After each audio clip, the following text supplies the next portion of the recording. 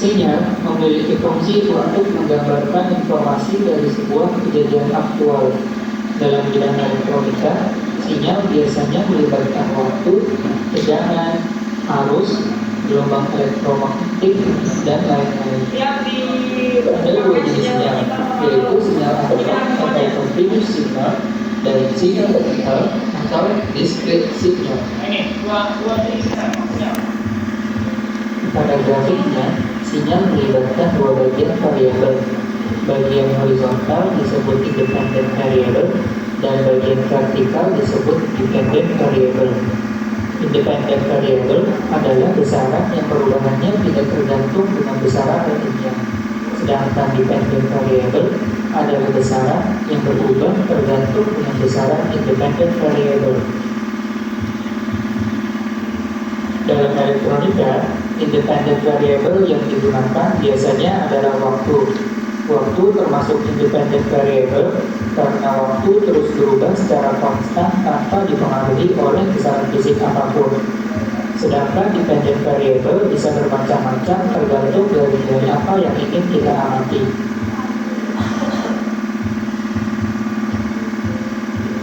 Sinyal analog bersifat kontinu, artinya setiap perubahan independent variable memiliki nilai independent variable yang bervariasi. Contohnya, jika kita mengamati perubahan nilai pada titik hijau ini, maka kita akan mendapati bahwa nilai berubah secara bertahap. Nah, ini dari gambar ini, kalau sinyal analog itu naik turun dia, ya. Dari 0 naik ke atas, balik lagi, jadi nilainya berubah-ubah. Sedangkan dalam sinyal digital, besaran fisik digambarkan dengan nilai 0 atau 1 atau secara. Kalau di bawah 0, kalau ke atas 1 digital. Makanya kenapa sekarang HP komputer udah digital semua, bukan analog. Ya, Discrete. Perubahan nilai dari 0 ke 1 atau sebaliknya terjadi secara instan dan tidak ada nilai lagi di antara keduanya. Setelah mengetahui perbedaan sinyal analog dan digital, sekarang kita sistem analog dan sistem digital. Dalam hidup kita, setiap besaran fisik di sekeliling kita bersifat analog, seperti gambar, suara, temperatur, dan lain-lain. nah ini yang analog seperti ini, makanya sinyal analog sama digital kalau bisa dipisahkan, ya pasti ada hubungannya. Contohnya ini, kayak sound itu, temperatur itu analog sifatnya. Dan besaran memiliki nilai yang bervariasi, tidak semata-mata hanya 1 dan 0. Dalam sistem analog, besaran yang ada di sekitar kita disimpan dan diproses secara analog. Biasanya proses ini memakan waktu lama dan mengeluarkan biaya yang tidak sedikit. Contohnya dalam kamera analog. Untuk mendapatkan sebuah gambar, kamera analog merekam gambar. Ini kamera analog ya, kenapa sekarang berubah jadi digital? Kenapa ini? Ada kertas film khusus, dan kertas film ini diproses pada zaman itu pernah pakai ini nggak? Kamera zaman dulu? Kamu udah ditinggalin kan? Kamu udah di digital. Dasar kamu belajar dengan dunia kemarin. Gitu. dalam kimia untuk mendapatkan sebuah foto. Mulai dari prosesnya yang lama, biaya yang dikeluarkan untuk membeli kertas film yang cukup mahal, dan media penyimpanan yang terbatas, sistem ini akhirnya sudah ditinggalkan. Sedangkan dalam sistem digital, besaran fisik di sekitar kita yang bersifat analog diubah dalam bentuk informasi digital. Kemudian informasi digital ini diubah kembali dalam bentuk analog. Contohnya dalam kamera digital, gambar yang melalui lensa ditangkap oleh sensor. Kemudian sensor akan berubah gambar yang masuk ke bentuk informasi digital yang berisi data-data warna dari gambar kita, dan akan ditampilkan kembali dalam bentuk piksel-piksel warna yang tersusun membentuk suatu gambar. Sistem digital memiliki ketepatan dan kecepatan yang lebih tinggi dibandingkan sistem analog. Biaya yang dikeluarkan juga lebih murah. Fleksibilitasnya untuk menyimpan data juga sangat mudah. Lalu dalam kamera analog kita menggunakan album untuk menyimpan film-film. Dalam kamera digital kita hanya perlu menggunakan drive dan bisa menyimpan ratusan sampai ribuan gambar di dalamnya. Dalam segala hal, memang sistem digital lebih tinggi daripada sistem analog. Tapi kita tidak bisa menggunakan sistem analog begitu saja, sebab setiap setiap besaran fisik yang dari alam bersifat ramalan. Dan dalam peraturan elektronika, kedua sistem ini sebenarnya saling bekerja sama. Contohnya adalah sensor cahaya. Misal kita anggap cahaya yang ditangkap memiliki rasio 0 sampai 1/4. Berarti deteksi ini merupakan sistem bermanfaat dalam lupa lain sampai prosesor. Oke, kalau kita ketemu, ada dibaca aja sama lagi ya, karena ada project nanti dibaca aja nanti di situ untuk masalah sinyal. Kita masuk ke penjelasannya dan penggunaannya. Nanti ini ada di KS. Oke, balik ke depan. Nah, penjumlahan filter itu hanya memiliki dua syarat. Jika ketemu satu dan satu tambah satu, jika ketemu itu hasilnya 1,0. Itu syarat pertama. Jika ketemu satu tambah satu hasilnya 1,1. Itu syarat kedua. Selesai udah? Oke, sekarang saya tentukan. Kalian punya apa namanya? Kalkulator ada nggak? Kalkulator bina desimal kita dibagi. Bina 25 berapa? Mana bina 25 berapa? Bukan cak. Hah? Di Google cak. Google. Satu. Ini. 25 kan? Kalkulator bina. Kita kurang 5 berapa binanya? Kalau kita tambah 5 jadi 30 ya. 5 berapa? Kalkulator bina. 5 berapa?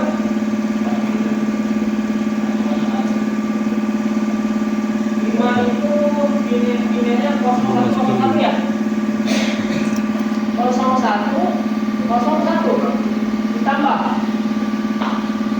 25 tadi berapa?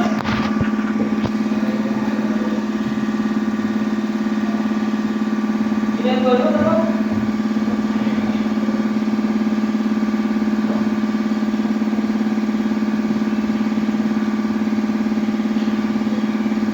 Tadi aku 0,1 kan?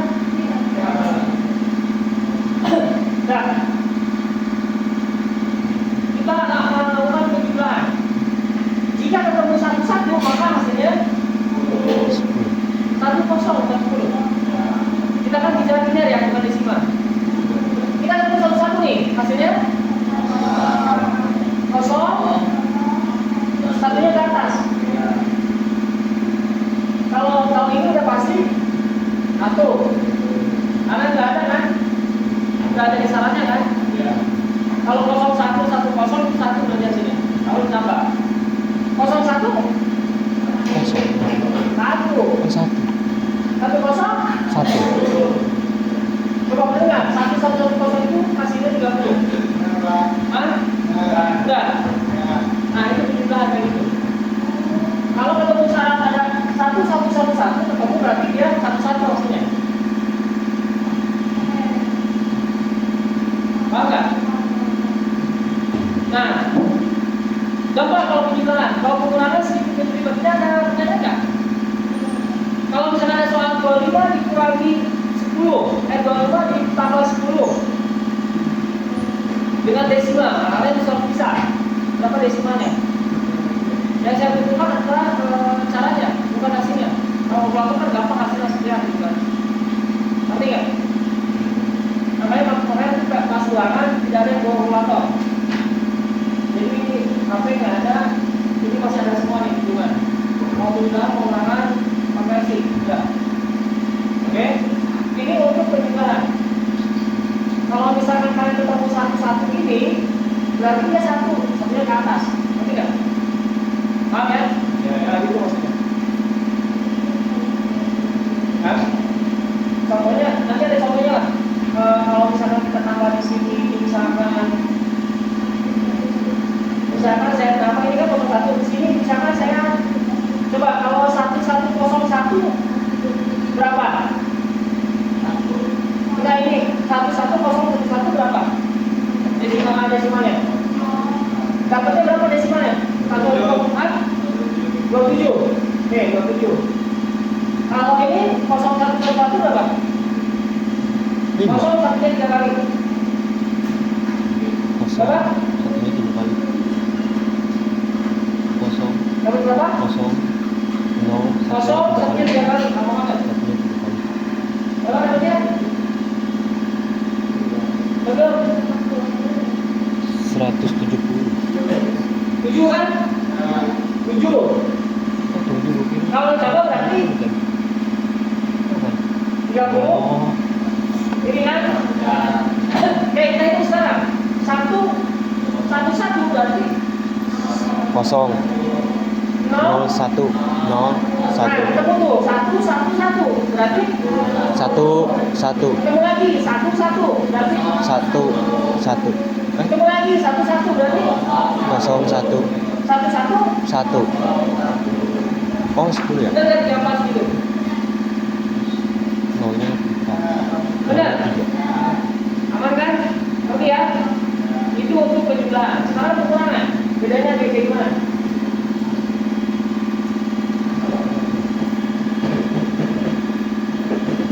Nih.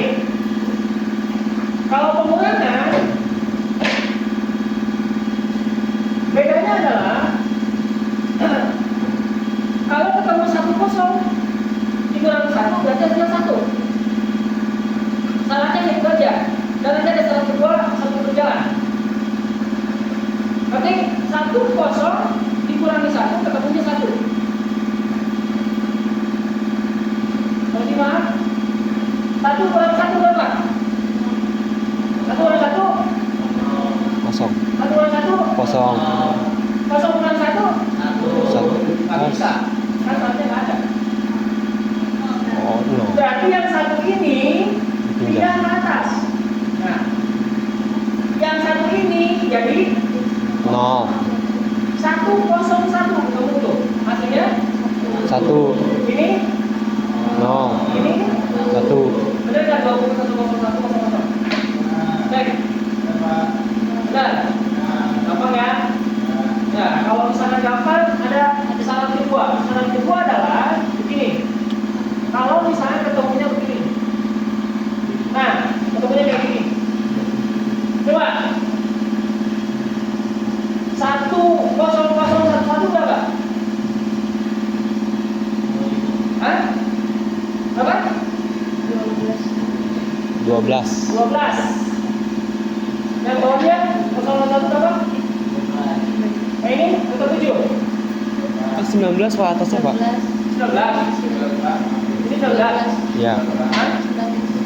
19, ini 7 kan? Iya. Berarti hasilnya 2. 12 kan? 12. Iya. Oke, kita buktikan hasilnya 12. Nih syarat kedua, ini syarat kedua. Syarat pertama, jika ketemu jika 1 kurang 1 hasilnya 1. Syarat pertama.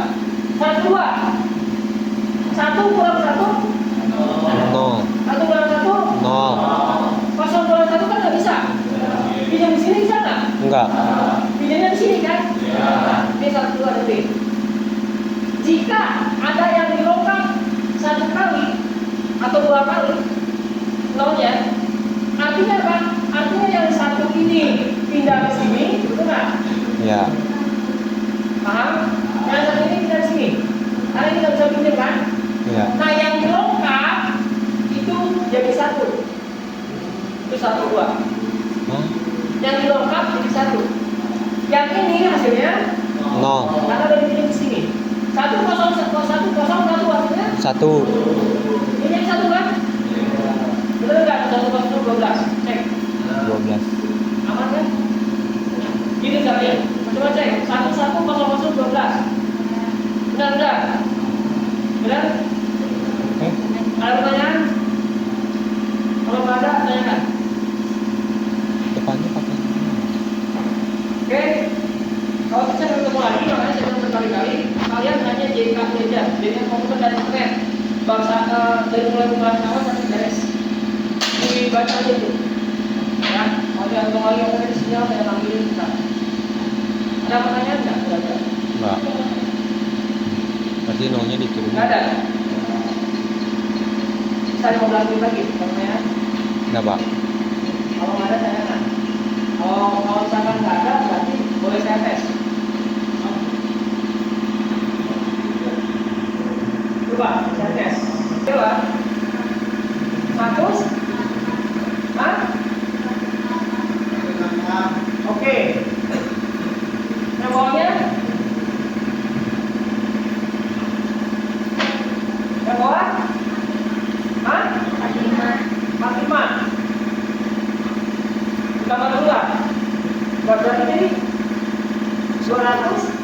201.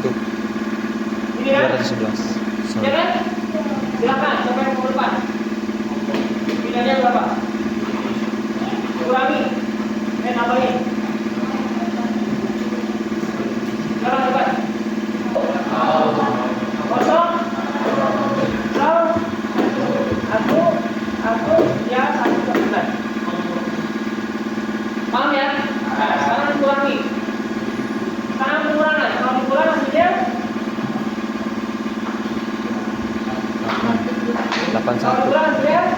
81 plus 121.